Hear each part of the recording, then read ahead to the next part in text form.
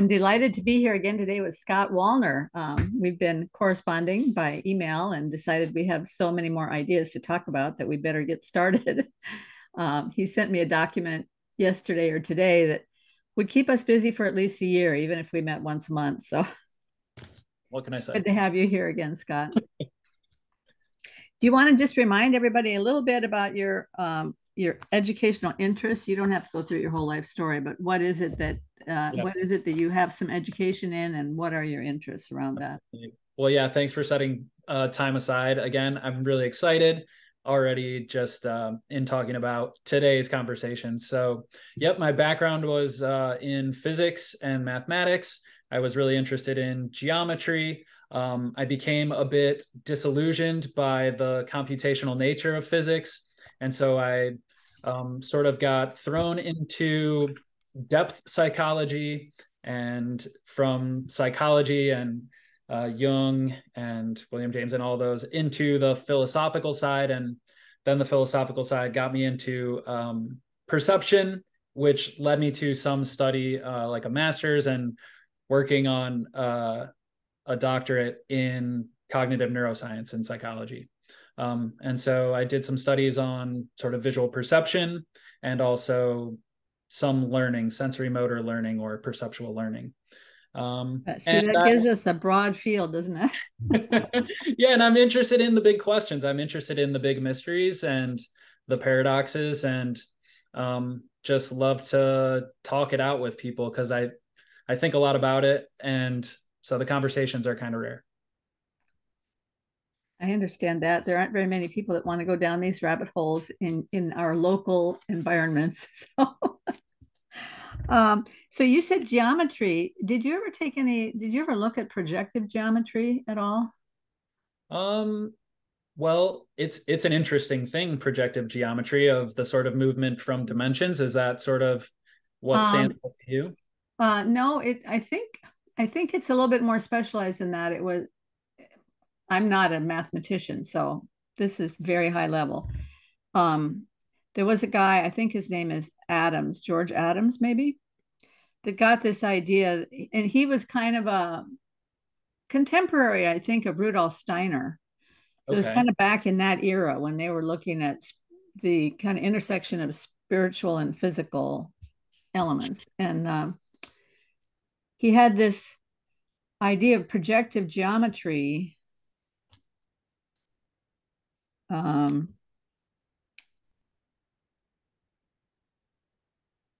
it's very hard for me to explain. I shouldn't have gotten myself into it without having. I didn't have any notes on it today. But when you said geometry, it just jumped into my mind. Well, Anyway, we were talking about. the pictures that he draws with the projective geometry look a lot to me like what's in my mind when I think about the intersections of the elements and principles of art and how they construct a world. Okay, what do the images look like? I'm not familiar with them. Can you describe them just sort Well, of? let's just put a pin in that and make that a topic for a future discussion. Because since you're a mathematician, if you looked at it, you might be able to make more sense of it than I can. I just like the pictures. Me And too.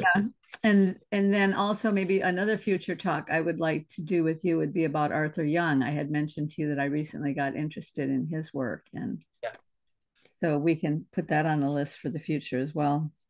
great. Um, but for today, I think we're going to talk about context, Okay.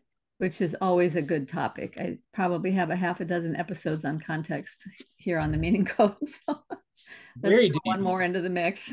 Mhm. Yeah. So, right, this is one of these big, deep ones that you like to just jump in with all you got and try to sort it out. One thing, one of the first things that comes to mind to me is again just thinking about the perception that we have, the experience of going about our business in the world.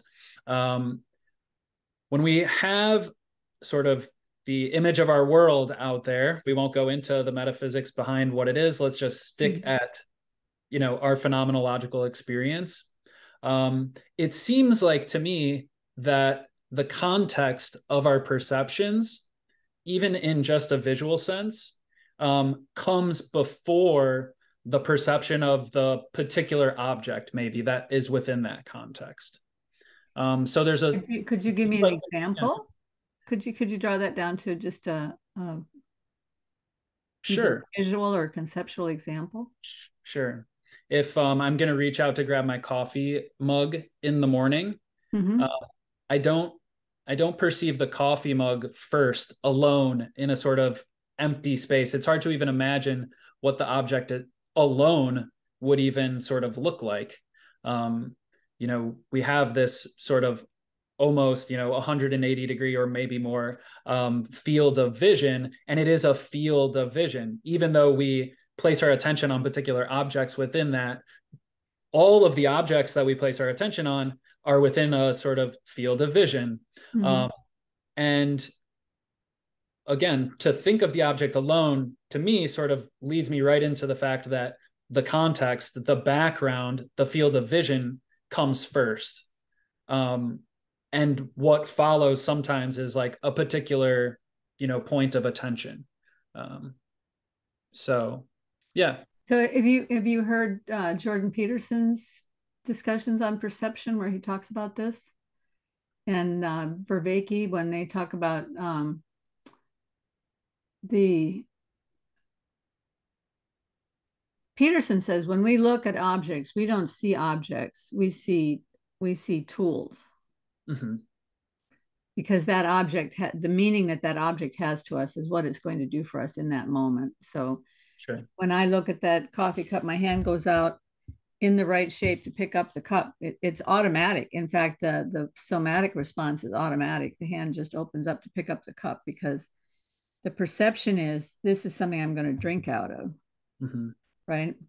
Yes. But I think when you're talking about the cup in the context, you're talking more about the problem of like one of the problems that they had with AI and training it on visual stimuli is that it can't distinguish one thing out of the background because to to the AI it's all pixels, right?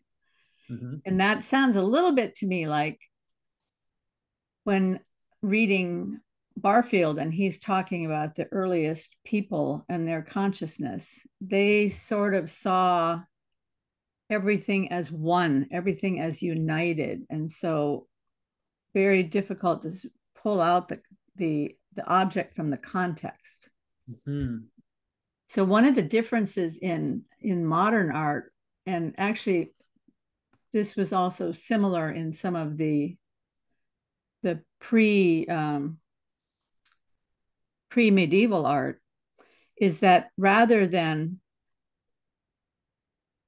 painting objects with form and everything, you paint the object flat with the background so that the background and the object are married in a way. And so one of my goals always in modern art was to um, generate a push and pull between the background and the object so that when you look at the painting you might see the background first or you might see the object first, but you weren't sure which one you were going to see first when you're looking at it because visually they're all on the same plane. Sure. Back plane and foreplane, there's everything's on the same plane. So is that what you're talking about when you're talking about context? Um, well, I would say I'm sure that we could come up with a number of different dimensions of context or something like that. Mm-hmm. Right. So I just want to start by saying I don't have like this particular context and this is the one that I'm talking about. I think there are probably many different sort of lenses or framing or Mm-hmm. something. So context can come, sort of in parallel on any given perceptual experience. Does that make sense, first of all? Yes, but I Okay. guess my question is why it's hard for me to understand what you mean when you say when if I come out and my cup of coffee is sitting on the counter, Mhm. you're positing that I see the environment of my kitchen and the counter and everything before I see the cup. Is that correct? I would say so. Maybe not seeing, but perceiving. And I do have a slight distinction there where I would put that seeing more into that attention that you're talking about. Whereas perceiving might sort of be underneath or to the side of seeing as well. But I want to, well, I wrote a few things down, Okay, but I want good. to pick up on what you said about Vervaeke and Peterson. So, and I think you already know this, it's a way of pointing at like J.J. Gibson's work Yes, yes, in exactly. perception, right? Yeah. So, in some form or another, it's sort of founded in that research and that theory.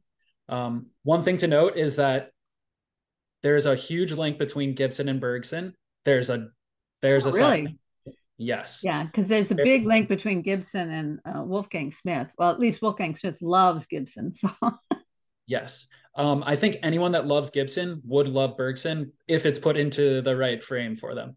mhm, Um, but okay, so this sort of affordances, right? So you see the coffee cup, or you perceive the coffee cup, not just in the sort of visual cortex model that we have where it's edges and sides and corners and angles and things like that. mhm, Um, it is something which you can take action on.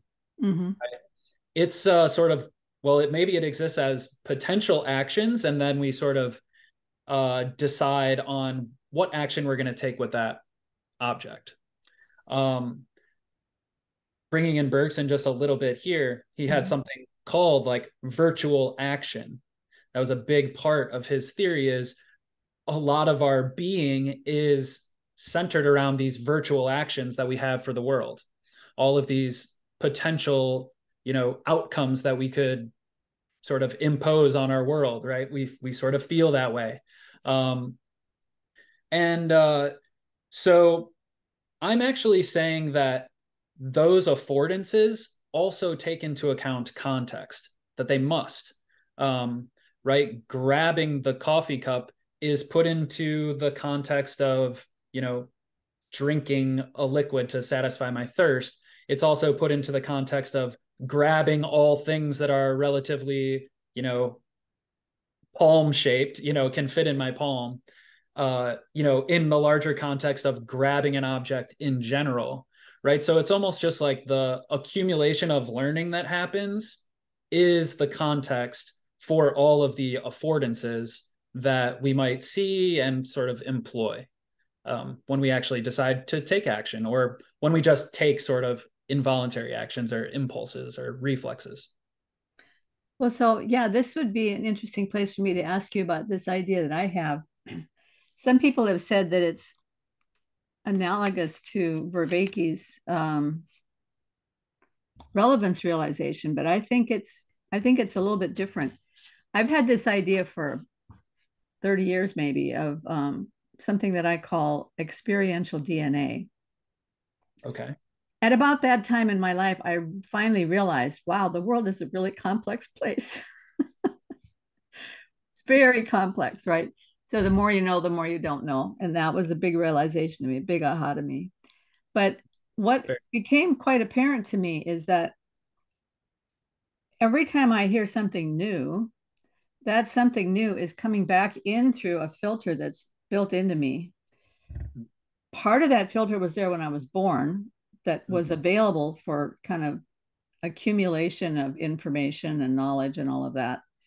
And if you think of it as like little soft fingers out there waiting to be something attached to them and create a larger and larger filter as time goes on, then every experience that you have and every book that you read and everything that you see and every story that you hear and every song that you hear or that you sing, and every Mhm. time you sing the same song, you're in a new place in time and experience, and so it gets fuller and richer. And so you're not just gathering data or gathering information, it's expanding inside and over time until this matrix just gets Mhm. more and more and more unique to you, so that every single thing you hear, you're hearing in a Mhm.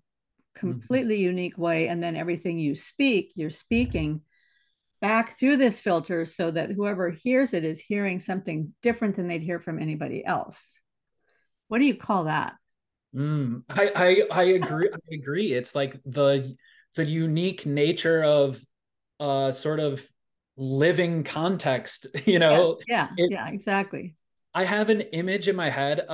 Sometimes I don't often go get imagery. Um, I very much am a sort of internal conversation type person where I'm having a dialogue with myself and thinking in words and Hmm. sentences. I don't get too much imagery, but sometimes I do.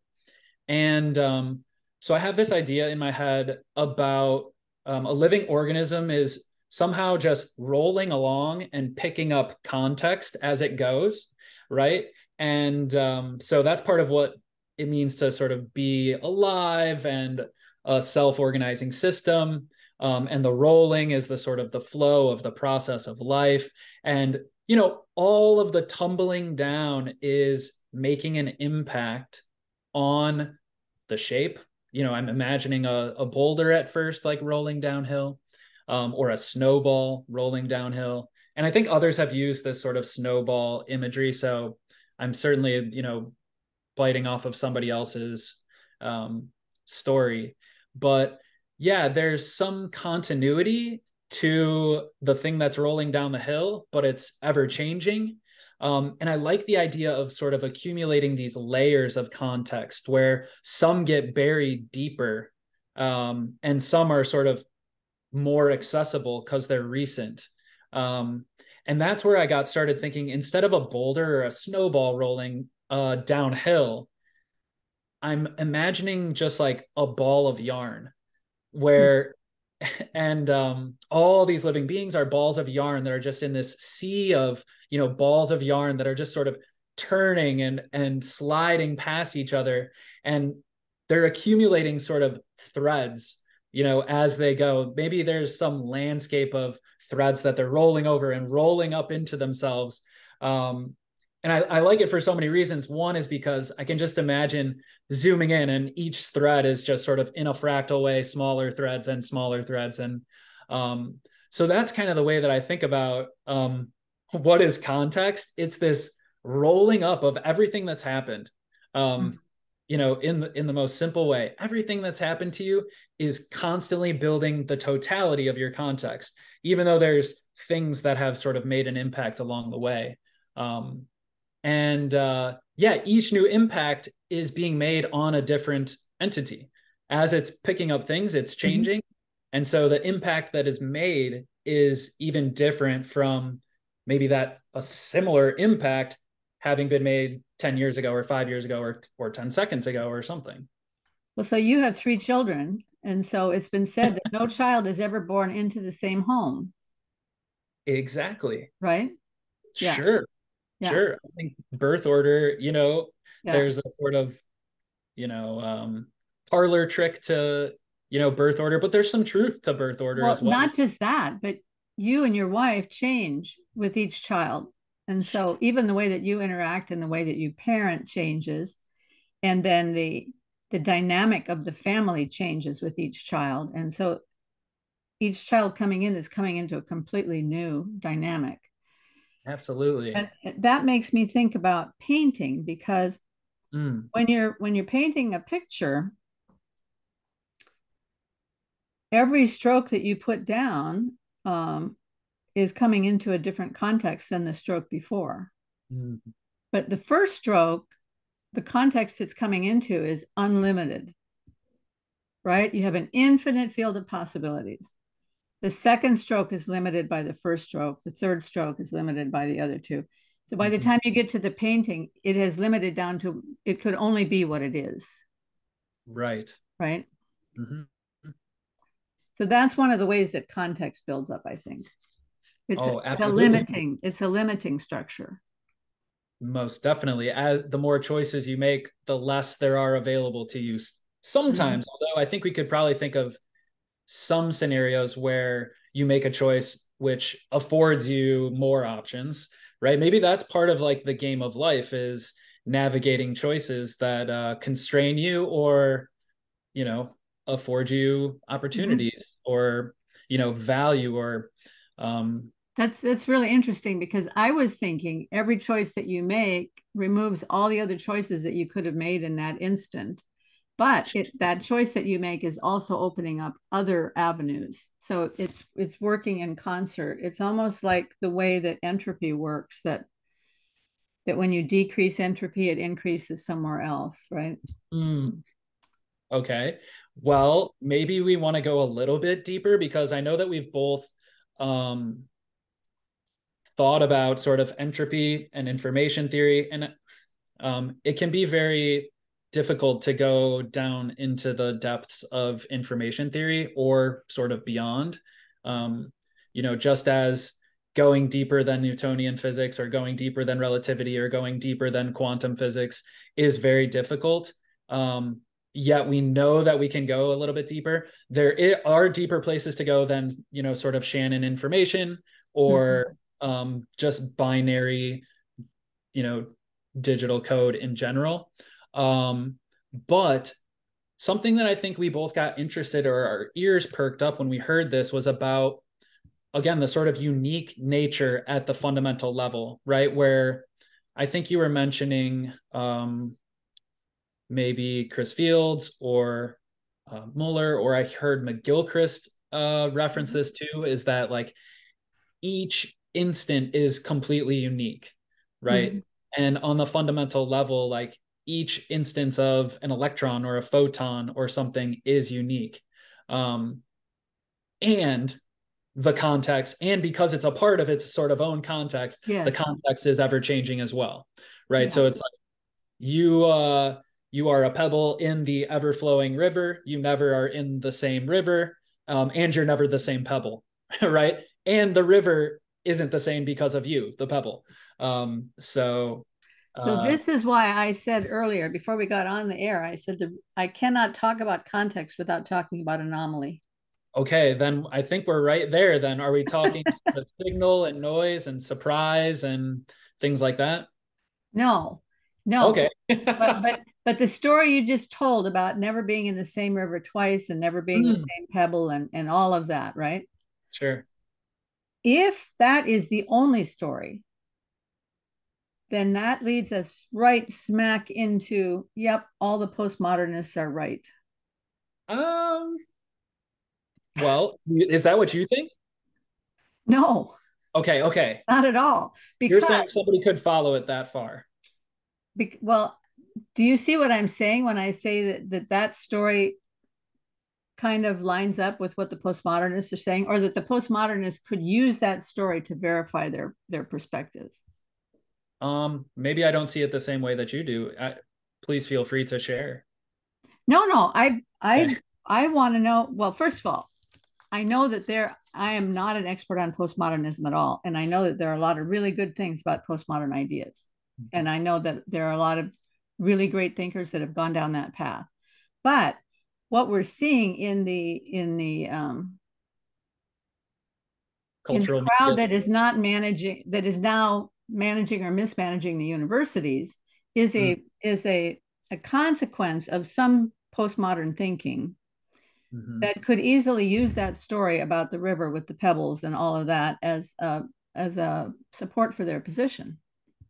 That's really interesting. I'm still not quite making that connection. One thing I want to say, and you sort of already mentioned it, is like any ideology, there are going to be things that I think many of us would find intuitive and take for Mm-hmm. granted. And there are going to be other things that like really put on alarm bells for us, right? Mm-hmm. And I really don't dive too deep into any. Besides the fact that I just like think that um, we should try to find values, for Mm-hmm. ourselves.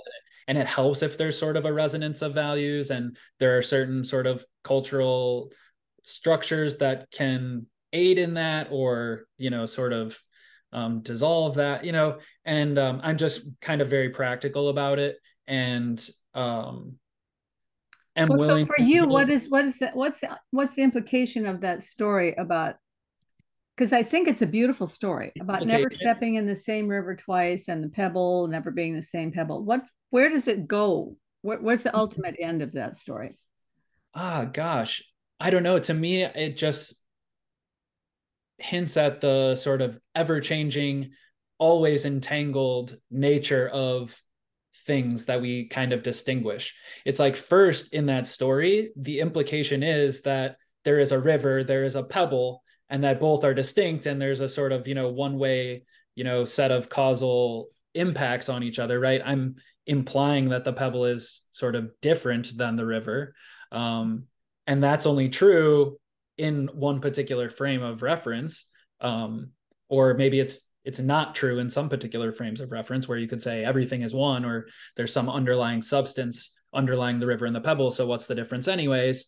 What I think about is just, again, there's this sort of mutual causality, and there's a sort of, yeah, entangled but still distinct or dissociated aspect to the way things are. um, I guess that's as far as I take it. Maybe you see it. Well, so what you're saying is then it does this tie into this idea that well, like Ian McGilchrist is always saying that everything is change. That he says it's not, he doesn't talk about being, he talks about becoming. Mhm. So Sure, does it fit into that framework? I think so, definitely. Or we could um, we could shine a light on the imagery in a way that hints at that, this sort of like process relational perspective. Maybe you've heard Matt Segal, like when he Mhm. talks about Whitehead and process theory and things like that. Yeah, he's Um, been on a couple, two or yeah. three times, Oh I yeah. think. Yeah, I've yeah, watched those. I've watched yeah, lots of Matt talking yeah, and learned a lot, really. yeah. Uh, but yeah, so I think it does play into that aspect. Yeah, definitely. Well, I sort of feel that there has to be something that grounds everything, that it can't all be just change all the time. And Ah, so, I see. um, well, because I believe there's a beginning, Mm-hmm. I think so and too. I that, think so too. yeah. And so if At there's least a in beginning, our sort of moment, yeah. where- Well, so if there's a beginning, then there has to be, up first. there has to be a first. There has to be Right. if everything is moving, there has to be an unmoved mover. Now, I know that there are a lot of philosophers who have other views on that, and a lot of physicists have ways that they get around that, and all of that. And I understand the whole problem with causality. And but for me, that's still a kind of a grounding there. I have this being is good, God is good. Well, I'm not going to call God being, the ground of being, whatever that ground is. It's there is a ground, and in my mind, He is good. So maybe Ian McGilchrist would call that becoming. Some other people would call that being. Mm-hmm. I kind of think it's beyond being and becoming, but I see. so if I start with that assumption and then I look at the river story, Okay. there's no other place to go except infinite regression I and see. infinite progression, Yeah. and Mm-hmm. it's kind of a horizontal story. I agree. Or maybe I'm going with you on the a similar set of analogies. And I think there's maybe a distinction between a sort of like, if I dichotomize it, an Eastern and Western sort of Mm-hmm. tradition, where this cyclical nature of like ever rotating in the same spot, Mm-hmm. that sort of fits the river very well. You can imagine a Zen koan about the river or something, right? Mm-hmm. Or something that, the Buddha or the Vedas, have to say. Well, so And anyway, the reason I brought this up is not to be opposed to the idea, because I certainly think that there can be a marriage of the Eastern and Western ideas. hmm, But because I think that's why, in my mind, that's why anomaly is so important. Because when I first started thinking about context, I was thinking about it strictly in the arena of art. So let's say 15 years ago, before I got into all this other stuff. And in art, every stroke that you put on the canvas, you're thinking, you might not be thinking, but in the flow state or whatever, you're conscious of how that fits the context of the painting as it is, because ultimately the goal is for a coherent whole when you're finished. So all these contextual things have to work, but then at the same time, there is oh gosh, I just lost it. Oh, the context of one painting against another painting. So I Sure. used to hang a lot of shows, and so we'd get 100 paintings in there from all kinds of amateur artists, and um, some of the paintings were magnificent, and some of the paintings were less than magnificent. If you could take one of the less than magnificent paintings, and if you put it in the wrong place between other paintings, you could make it look even worse. But if you Sure. put it in between two other paintings, you could make it look very wonderful. And so where you place it is everything.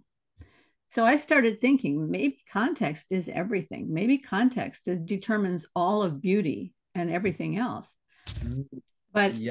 but then I started to think I don't think context can be everything because of, and I don't know how to explain it because I'm not a postmodern expert or anything. I just see what's happened in society in the last 40 years, and Ah, the I, idea of context that has taken over is this idea of everything is relative. I see. And so if context isn't everything, what keeps it from being everything?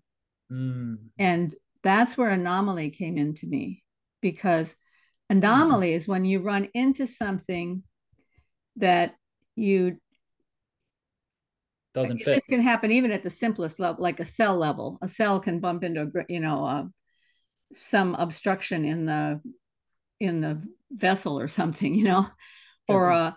a bug can run into a grain of sand that's in its way. A very small gnat or something can run into a grain of sand. That thing that's in your way, that obstacle or that situation of chaos in your life, or whatever it is that comes in that forces you to adapt and to learn and to change, Mm. that creates this wrenching point, right? Hmm. Sure. That anomaly, I believe, is suited to the moment. Yes, I agree. Well, okay, so that's weird, isn't it? Yes. Very much so. Yeah. Well, when I try to think about how learning occurs, I get lost. Um, uh, but I agree with you that in some instances of learning, it's sort of inspired by anomaly. Uh, Mm-hmm. I was in a small group of students at um, in our lab at the University of Oregon, and we, along with our advisor and PI, we started thinking really hard about curiosity and trying to do empirical work to study curiosity. Sort of, Mm-hmm. we were sort of living at this sort of high level of like, what even is curiosity? Like what is learning? When you go into it. With just again just eyes wide open, like, hey, we're taking this all the way down to the bottom. um it was really interesting. So learning based on anomaly, right, it's only anomaly when you understand the context of what wouldn't be anomaly. Like, you somehow have a realization that it fits or that it doesn't fit. And the Mm-hmm. fitting part of it is Yeah, like fitting into something larger than that anomaly. yeah. The fittedness is a really important concept too, along with all these other things. Fittedness, yeah. Yeah. And right. When you think about, so learning is a really challenging thing because, as you said, you're sort of learning in your present moment. Um, and what does your learning lead you to? Does it lead you? You might learn to do something that ultimately is bad for you or something like that, Mm-hmm. right? Learning isn't always this sort of like soaking up knowledge and learning to add numbers. And you can also learn in a sort of habitual way. You can learn patterns of behavior. You can learn patterns of body movements. Um, right? You can sort of learn to have better reflexes, to have better. So at what level does anomaly enter into all of those different types of learning? Is it in all of them? I don't know. I would have to think a little bit more. What do you think? Well, I'm not saying that anomaly is the only way we learn, although that's an interesting question. I haven't thought that far with it. But Right. but another way that I think when Jordan Peterson wrote Maps of Meaning, he wrote a whole chapter about 70 pages long on anomaly. And Mm, when he's talking about anomaly, he's talking about at a much bigger scale, at the macro scale of I'm going from A to B because I want to get to B for some reason. That goes back to your idea of, incentive or curiosity. I see something over there at B that I want, or I need to get over to B for some reason.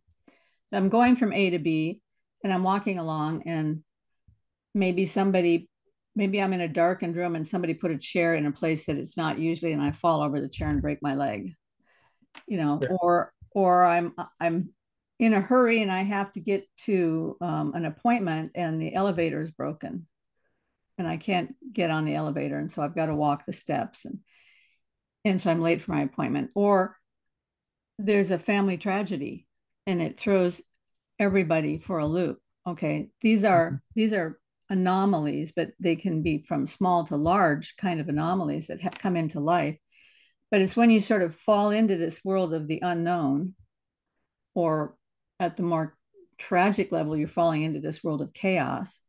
But that happens to be where all the new Exactly. knowledge is, where all the new information is. And as you said, when you're stumbling around in that environment, you can either pick up things that are good for you or things that are bad for you, right? So you Yeah. can find treasures there, the gold, and take that back out and become something newer and better, or you can get bitter and twisted and all of that. Yeah. And as humans, just on the human level, it's like we don't always know what's good for us or bad for us either. You brought up one thought for me, in that maybe learning is something about assessing is kind of cheating. If I use assessing in the definition of learning, I feel like that's kind of cheating. But maybe realizing, but maybe learning is like assessing what is anomaly and what is not an anomaly. And at every given moment, there's an opportunity to learn, and I like that. that learning instance is going to be, I'm going to make an assessment on whether this next experience is an anomaly or not. Does it fit or does it not fit? And Mm-hmm. I wonder if you learn in both cases. Yeah, I think maybe you can learn in both cases Oh, where, absolutely. yeah, I totally, I like that framing, because I've thought a lot about this idea of um, we are all living the scientific method all the time, right? And so we're doing little experiments and it either works or it doesn't work, and or it either teaches us something or it doesn't. And what is happening as we live along that route is, if we are learning and if we are getting more and more fitted, we're actually lining up more and more with reality. So we're not um we don't have to get hit up the side of the head with a 2x4 because we did something stupid, right? right. So we're always lining up, we're always getting more and more fitted to what reality is. And I like that picture. You're assessing what, it's sort of like saying assessing what is normal and what is not normal. Sure. But it's My, a scientific method basically, and we start that from the time we're babies. And you can see insects doing it, and birds and bees and everybody else. They're If they run into some obstacle, they've got to figure things out. And if they make the right decision, then they can move on their way. And if they make the wrong decision, they're dead. yeah. Now, one thing that I want to say to go a little bit further with this assessing anomaly versus non-anomaly. Yeah. I do like it. I don't know exactly how I ended up there, but it's with your help. It's because Certainly you're with your talking help. to me. So if it ends up meaning nothing, it was also with your help. So thank you. Um, but this is sort of the idea of like signal and noise, right? It's You could insert what's anomaly and what's not anomaly with signal and noise to a certain degree. And what I want to make sure I share is that when we go into concepts like signal and noise, it's very easy to fall into the information theory space. And it's very easy to then sort of um, dichotomized to the ultimate degree by saying we're going to have zeros and ones, and that type of information is how things actually occur. So what I don't really believe is that as a living being, I'm going through moments of anomaly, not anomaly, anomaly, not anomaly, anomaly, not anomaly, or that it's generated by any of that type of activity that goes on in my body. Mm-hmm. I'm not willing to accept, and I'm not convinced that that model is good enough for the way that I experience the world. Um, and I might go as far as to include with myself, like all living beings. Um, so to what degree, cognition goes all the way down, or experience goes all the way down, or where life begins and ends in our sort of, Mm-hmm. physical world. I don't, it's useful. And there are many wonderful models that we can make using those theories and that computation, but it doesn't boil down to that for me out there in the real world. So I just want to make sure, you know, Yeah, no, I totally get what you're saying.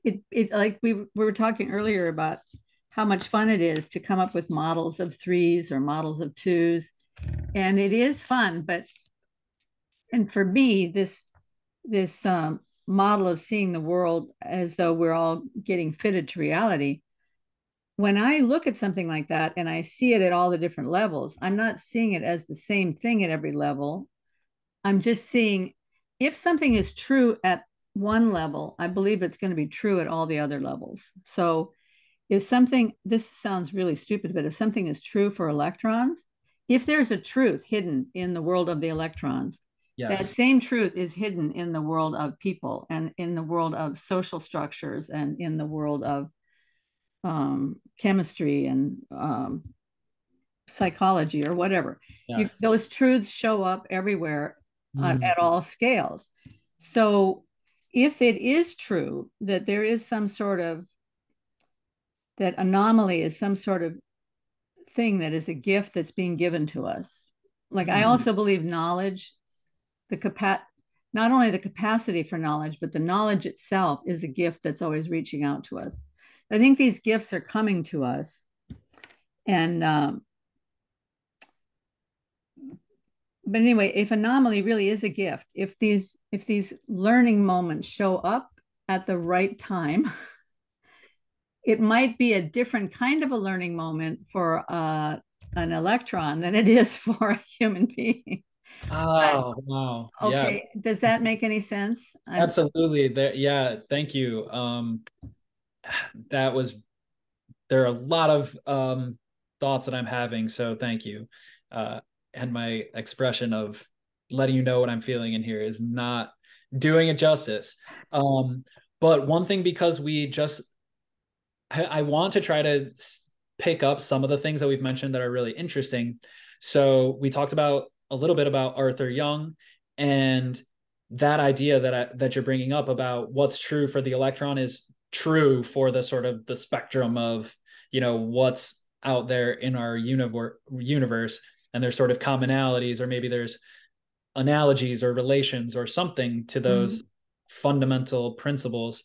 I totally agree, and I think it would be um well, I wonder what would happen if lots of people thought about those a little bit more deeply, or thought about that in their sort of belt, in the way that they go about the world. And that also makes me realize that sometimes at heart I feel like I'm never, my my core is like to be a teacher or something, right? And I've been a teacher, and so I'm always like trying to come back up to the human level in a sort of like pragmatic way. So it's like, so what, Scott, like, or so what, Karen, like, how deep we go into the philosophy, what am I going to do with it all? Yes. um, right, we all remind ourselves to bring it back up there every once in a while.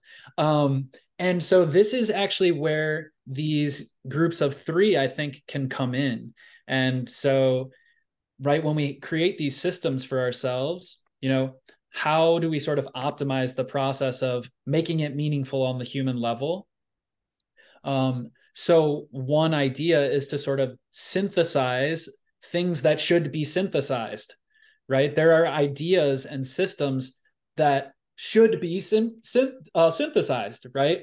How do we know which ones to bring together? It seems almost impossible when I just sort of pose it like that.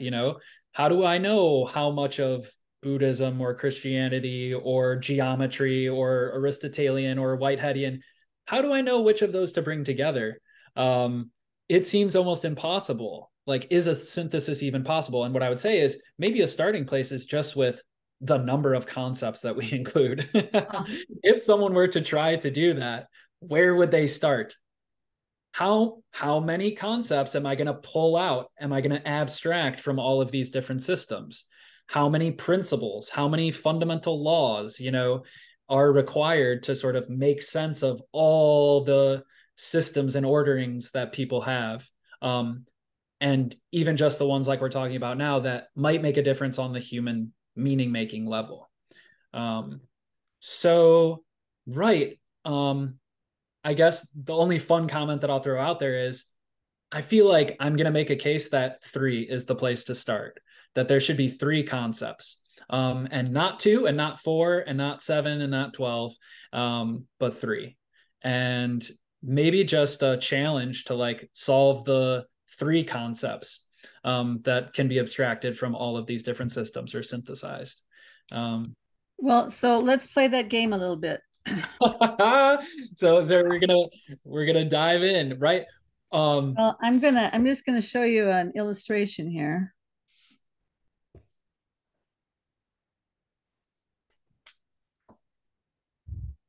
Do you Okay, see? I see it. Yes, Okay, so that's my attempt at drawing an ellipse with the two foci of the ellipse. sure. Um, the ellipse can only arise if the two foci are there, right? I mean that. Well, they're all interconnected. It's a 3. Right. It Because we looks like a just said, 2 because you have this binary of the two foci, right? But then you have this ellipse, and so the ellipse is in some ways a boundary, but also a uniting mm-hmm. of the 3. And then you have the two foci, which represent a kind of a binary, because there are so many beautiful binaries that are deeply meaningful. Yes. So it can't just be that it's only 3. I think there are 3 that are 2 and 1, or anyway, I don't know. I'm having a hard time containing myself because I totally agree. Um, so I think our endpoint is 3, but I would also think that there's a story of how did we get to those 3, right? And I think that has to come through 1 and 2. So in my way of thinking about things, before there are 3 body problems, there are polarities, or dichotomies. And before dichotomies, there are something like singularities. And yeah, the geometry sort of gives you a visual of some of the nature of those different groupings where, right, a singularity, it's like we can identify this point, but we know in reality it has no pointness to it, right? It's Mm-hmm. infinitesimally small to the point that it's not even small, right? A mathematical point is not even small, right? In a certain sense, it's not there. Mm-hmm. And when you extend into a polarity, it's like maybe stretching out what we think of as a point, so that there's some directionality or polarity, or again a dichotomy of this end, that end, or this way, that way. And then from 2, there's a lot of ways to, I think, get from either 2 points to 3 points, or maybe a line to an angle. But yeah, you quickly move on from like 2 points that make a line, to 3 points that can enclose an area, which is where very interesting things happen. And I think part of the reason that I state it that way is because there are a lot of things that sort of happen from the jump from 2 to 3. And I think those things make a big difference for our lives. Like, within and without, right? An inside and an outside, a boundary. Yeah. Um, there is a boundary in a sense of a line, sort of dichotomizing into Hmm. two. Um, but the boundary that sort of distinguishes inside and outside is really, really interesting. Um, and so, yeah, I feel like three is a natural landing point for the way things are fundamentally. Um, but we could also go up. Like I said, there's lots of interesting ways to put things in a group of four that make sense with sort of two dichotomies, even, which is kind of a natural progression. But there's also the sort of octave, of the number seven and, you know, things like that that are really, really interesting too. But like I said, three seems like the best place to start. Yeah, well, I think in the document you sent me, you had a list of threes, and then Father, Son, and Holy Spirit was one of the threes. Mm-hmm. But for me, when I've looked at a lot of threes that I think are very significant threes, they don't always line up with Father, Son, and Holy Spirit, right? Sure. Sure. Yeah. Um, so love, context, and anomaly is one of those threes that I don't, you might be able to make a case, but I don't know. It seems to me more like I could say that there is love, and then let's say if I want to bring Christ into it, I would say if humanity is the context, if sinful humanity is the context, Christ comes in as an anomaly, Mm. right? And that changes everything. But that's because of love. So it's not really making a triad in any sense, but you can make sense of it at a spiritual level if you want to, I guess. I see. Yeah, and I don't want to imply that every triad will fit together or that Hmm. there's some meta triad for all triads, right? Yeah.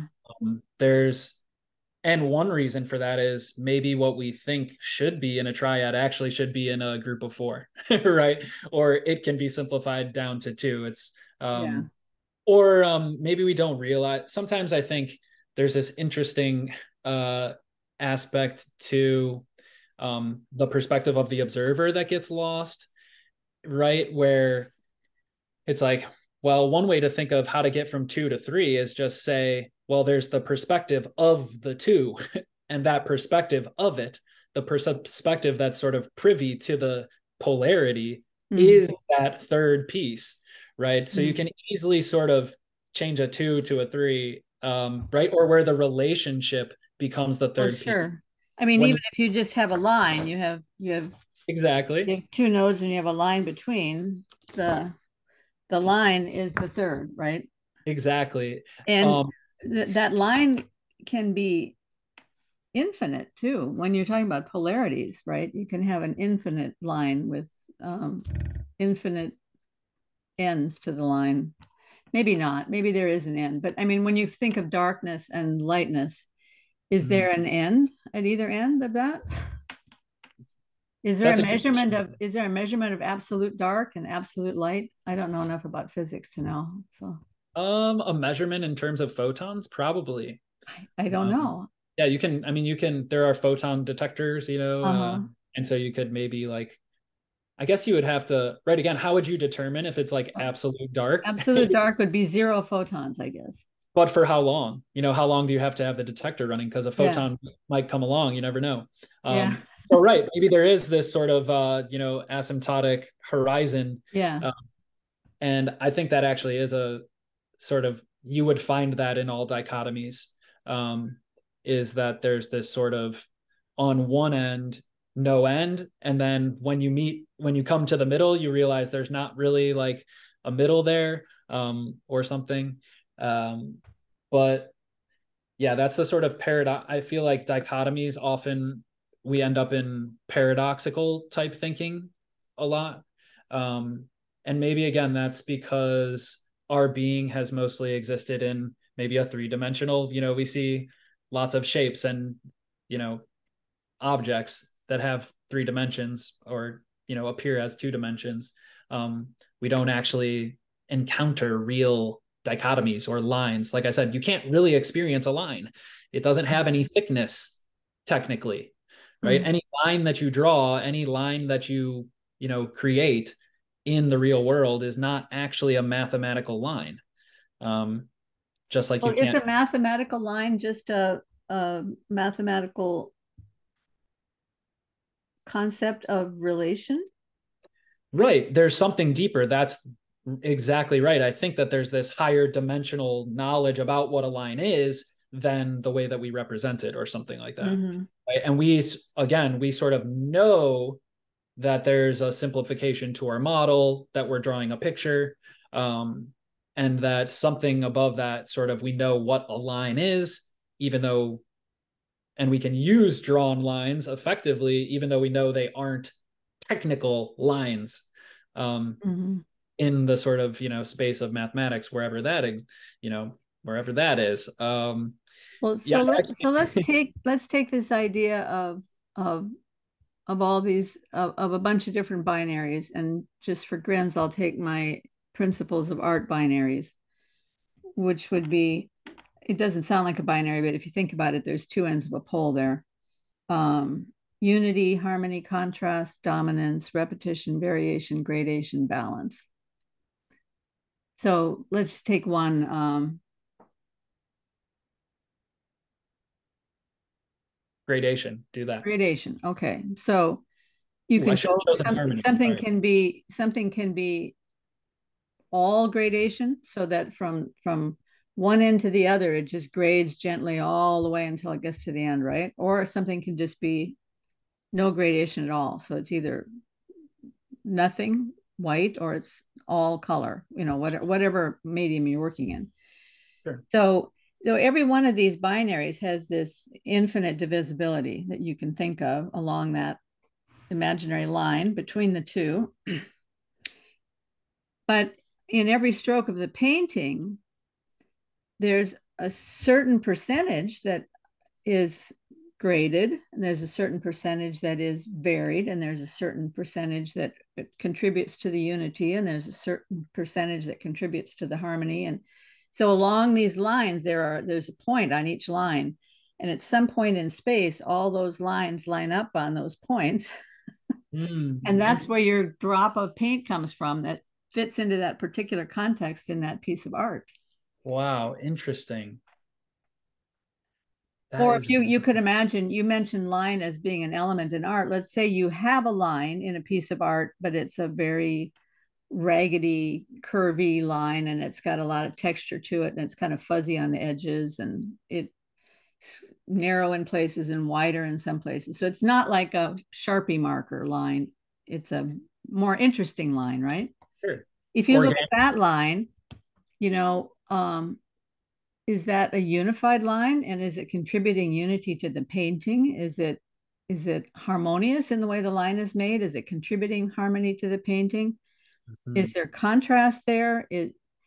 Is the whole painting made of lines so that line is dominant in that painting? Do you repeat that line different places, or is there a repeated pattern along the edge of the line? When you focus in on it, you get down granular. So you Sure. see all of these principles feed into every single choice that's made in the painting. When you look at any work of art, you're going to see all of these possibilities. And this is why I brought up the projective geometry, because it looks like that. He has these lines meeting each other in space.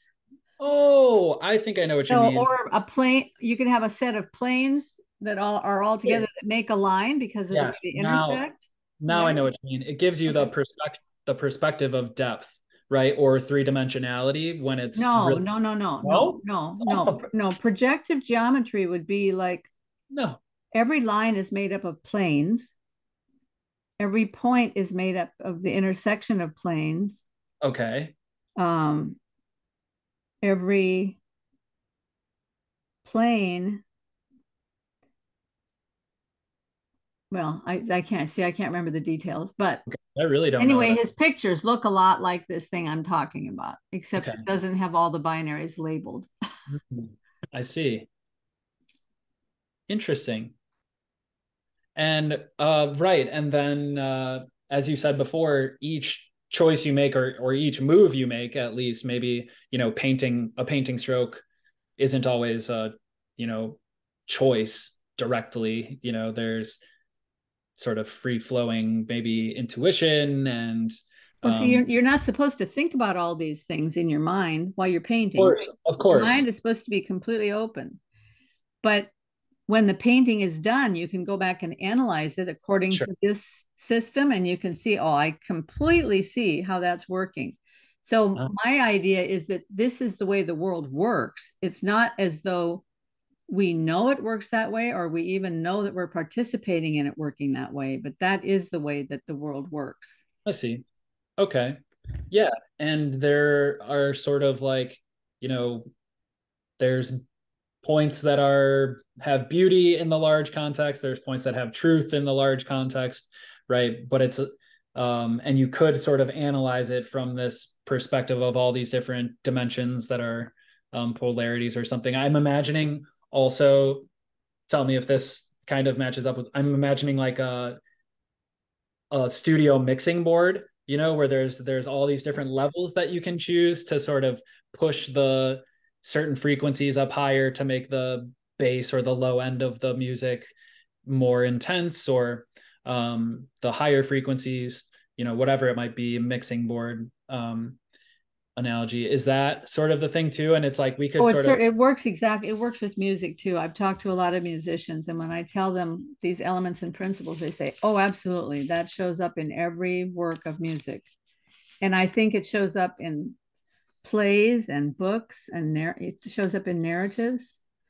and so maybe here's what I'm thinking, which is coming to, so my grand illusion that I'm going to come up with the deepest triad, right, isn't the point, and it won't ever be right because there maybe isn't some right answer.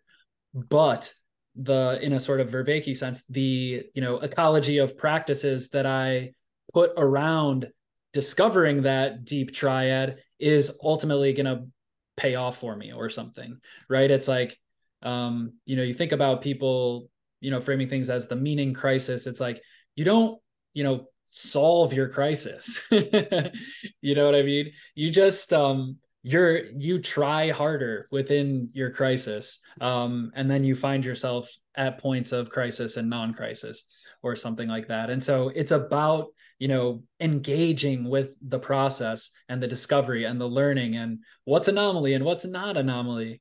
And so just the practice itself is probably what ends up being fruitful in my mind. You know, I ask myself these questions. It's like, why am I scribbling down, you know, body, spirit, and soul all over the place? And, you know, habit, pattern, and memory, and love and context and anomaly. I'm looking at my list, or purgation, illumination, union. You know, why am I trying to make all these things fit?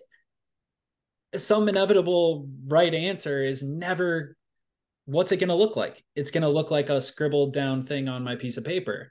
Unless I'm like trying to live it, trying to take actions based on what it makes me think about or feel.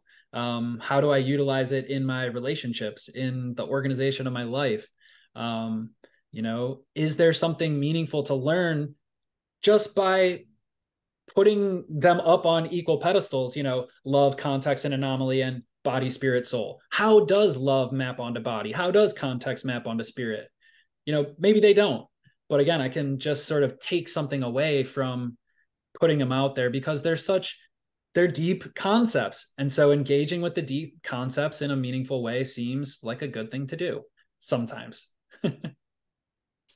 Well, and the other thing that happens, I think, when you engage with deep concepts is that, you know, like Jordan Peterson's always talking about how when you have your eyes fixed on a certain goal, then everything that you need to move towards that goal, all that knowledge or information or wisdom or resource or anything comes into your field of vision.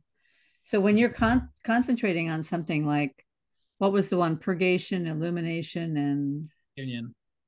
union, if you're contemplating that, then there are things that are going to come into your field of vision. There's a certain Bible verse that's going to come into your head, like, oh, that's what that is about, right? Or you're going to have an experience with somebody in your family, and it's going to make you reflect on something in your own life which you realize that you should have done something about, and so you're going to go and ask forgiveness. Or, I mean, the things that we think about do make a difference in our relationships and the way we work in community.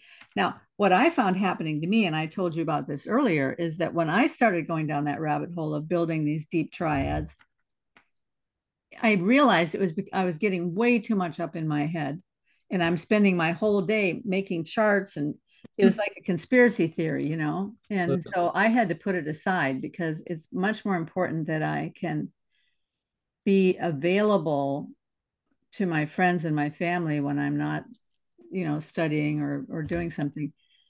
And if my mind is always on, I when I used to be doing more painting, when I was really focused on painting, I'd be sitting with my husband at dinner and I'd be staring off into a corner someplace, and he would say, you know, come back, where are you? And I'd say, well, there's this little corner of my painting that needs a certain thing and I can't figure out what it is.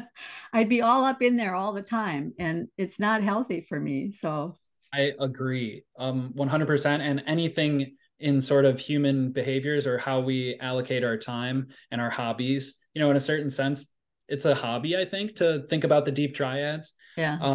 Anything to the extreme is in the sort of land of addiction, and, you know, can have detrimental impacts on your being. So it's always going to be balance, right? So I'm not saying put your whole life into these deep triads, or maybe only a few people are sort of meant for that path.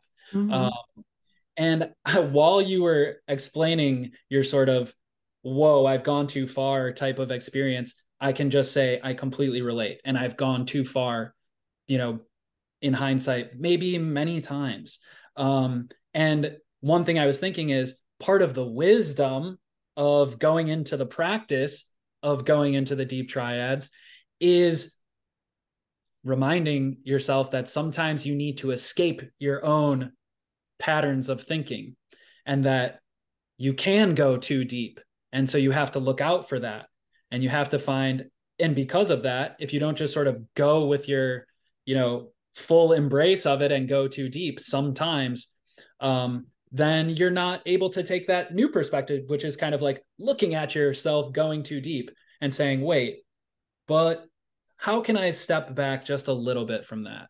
Mm-hmm. Um, and I think in a sense for me, that's where I learned a lot about myself, and maybe sort of like what some people would say is like the shadow, or, you know, like the dark side, or the edge of the sword that's going to cut me, you know, the double-edged sword of, uh, you know, thrusting about out there in the world, like trying to cut things up and create dichotomies for yourself. Mm-hmm.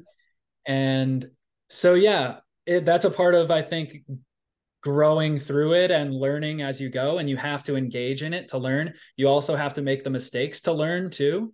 So learning the sort of best practice for going into the deep triads requires some level of success and failure too. Well, and I'm also wondering, and I know you have to go pretty soon, but I'm Yeah. thinking about Einstein. Mm-hmm. I'm sure he was all up in his head for years at a time. I mean, they say he pondered E equals MC squared for 8 years before he came out, or maybe it was relativity that he pondered for 8 years. But anyway, Yeah.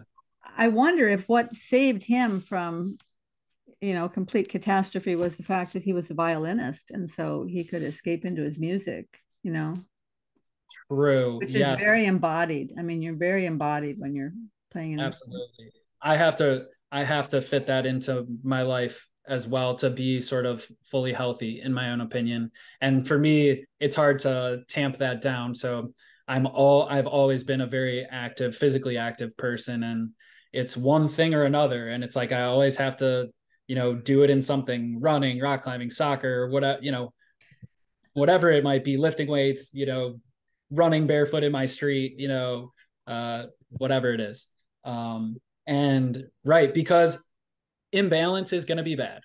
And so if you're, you know, tipping your scales all into the deep triads, you end up, you know, I used to joke with myself that I was an addled scientist, you know, that I was losing it, you know, that are these ideas good or am I crazy? You know, you do find yourself in that place Yeah, sometimes, yeah. or at least I have, in a different time of my life. But yeah, it's those moments were really fun at the time, or really fun isn't the right word, but they felt very real, and the depth was really, really impactful. And I do bring things forward from that, but I guess I couldn't sustain it or something. And only a few people, like you said, are able to dedicate 8 years, or you know, bury themselves in their art in a certain sense, and you make a sacrifice to go that deep, and because it's dangerous, because it's sort of imbalanced.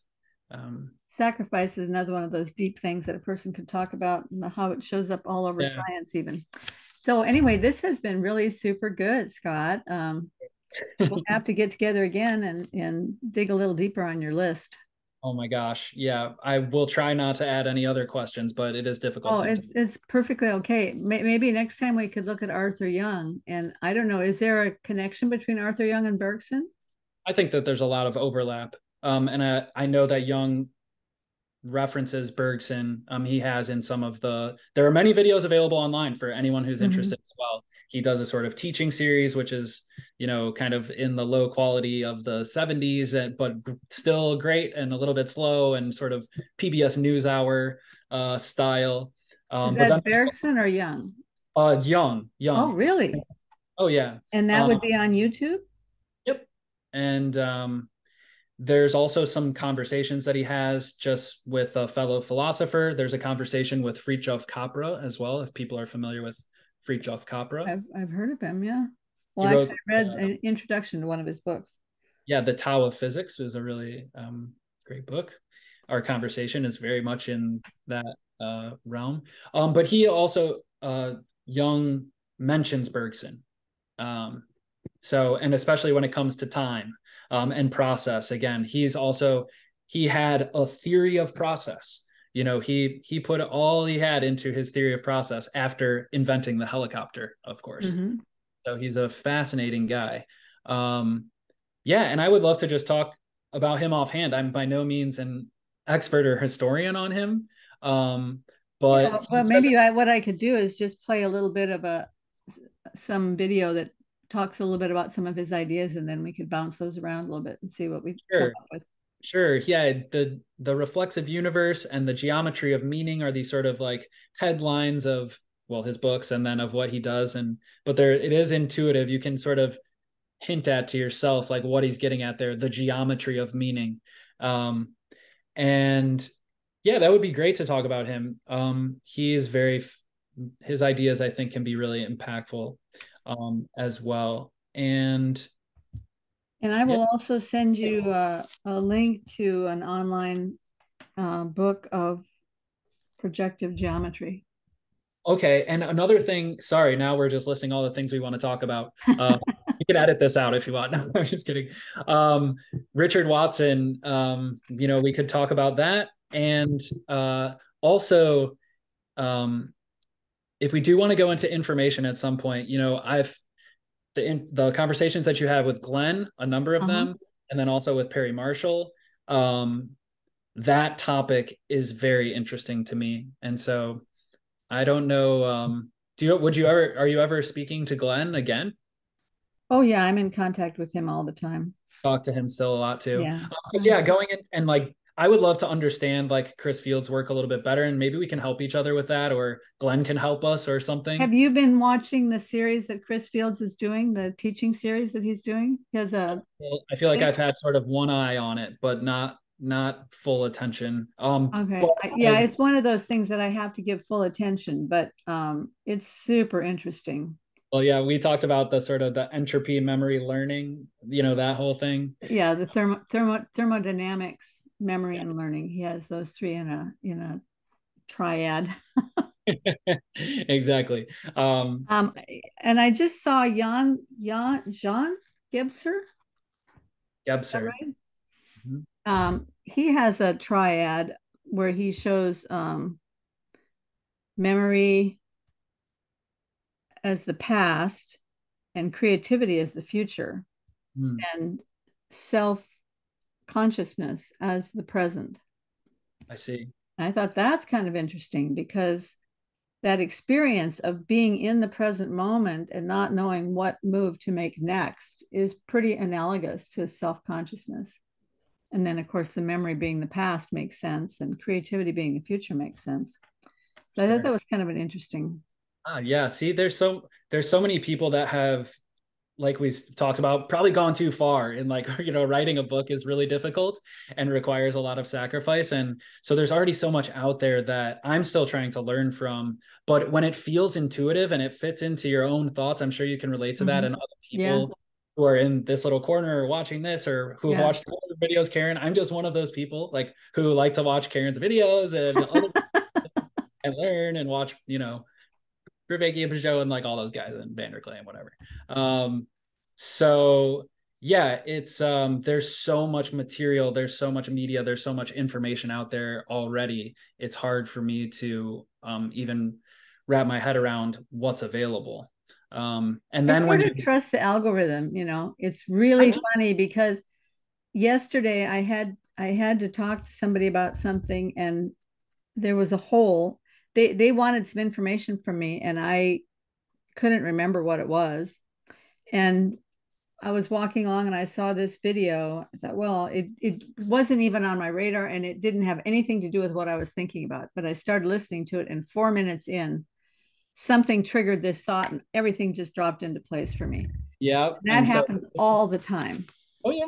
Oh yeah. And like you said, trust the algorithm. I feel like I actually tried to train the algorithm. And so I'm very careful. And I think it does pay off. One thing that's scary is that it becomes a sort of like slot machine scenario, and or that sort of like garbage in, garbage out scenario where, Mm-hmm. even this is the way maybe Chat GPT gives people answers that feel really great for them, Mm-hmm. is that they may not be like ultimately true, but it's telling them what they want to hear based on what they've told them. Yeah. And that kind of with YouTube, we get a little bit of that too, but we also win. When you sit at the slot machine, you lose, but you also win sometimes. And so it is. I do think it is a little bit dark like that these days. I have a sort of uh, yucky feeling about myself and just like social media and screens and things like that in general. Mm.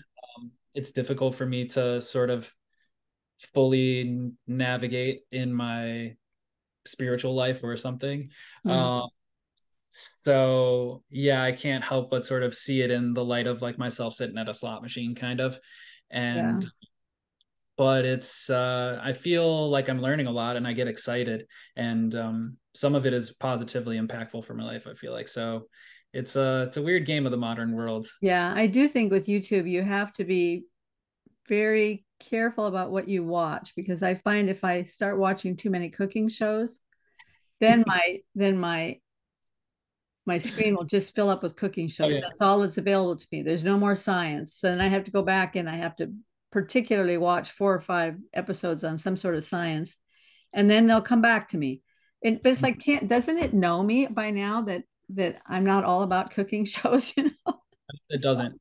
It doesn't. Just like now, I have a good mix of like Miss Rachel in my YouTube channel. If you know who Miss Rachel is, No. she makes videos for like babies and toddlers to learn to talk, and like sings Oh, like nursery rhymes and things like that. uh-huh. And she just is just really likable and just fun. And so, a lot in my YouTube feed, it's like, you know, little songs for toddlers and count to 1, 2, 3, 4, 5, and so it's a lot of that fun stuff that gets thrown in there. Until all your kids are in school, you pretty much are destined to speak words of 5 letters or less, and sentences of 4 words or less, Mhm. Yeah. and to have your Well, mind share completely taken up with what toddlers need. But yeah, once they get into school, then you get your mind back again. absolutely. Well, thank you so much, Karen. It was really fun just to chat with you at the end too. Yeah.